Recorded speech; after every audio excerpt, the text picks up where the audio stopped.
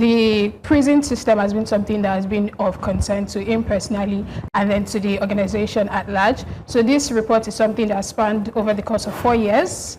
4 years of data gathering, research, and investigation. And then at the end of the day, we find out that inmates, like you mentioned earlier, are trading sex for 5,000 naira. They are doing ridiculous things just to get feeding and basic amenities because the government is yet to provide standard products for them to use in terms of healthcare, feeding, and other areas of life, basically.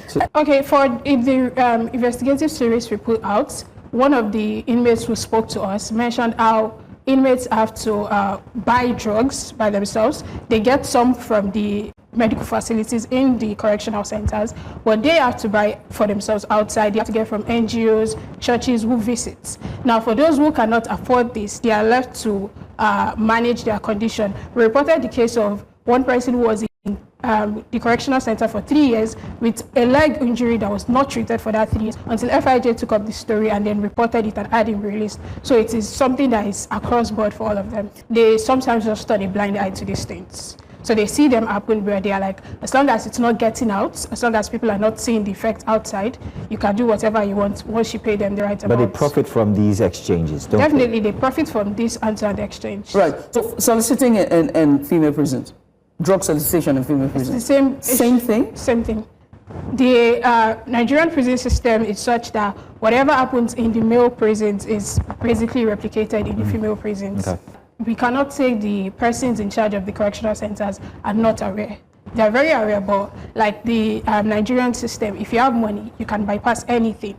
So for these inmates, most of them use loud, not colos. Apparently, colos is forbidden, but loud is sort of acceptable. So they have like people who help them get it. For them, it's like what's colos? What's the variation of colos? Is it marijuana and fentanyl or just?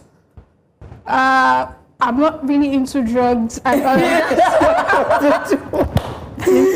I mean is just for our viewers, right? Isn't it? Because we don't know what the strain is. Like a combination of more, so it's like usually faster and more effective than the loud. So they allow them use the loud. So they have like in the reports we mentioned there's someone who they refer to as Mary Jane who helps them get this. That is such a wonderful name. So yeah, marijuana Mary Jane. Yeah. Who helps them get these drugs and then they pay. So one of the persons we reported on was being beaten because he said he sent the Mary Jane to get him loud, but they got him colos instead, and then the warden was like, no, you can't bring this in and all of that. So there is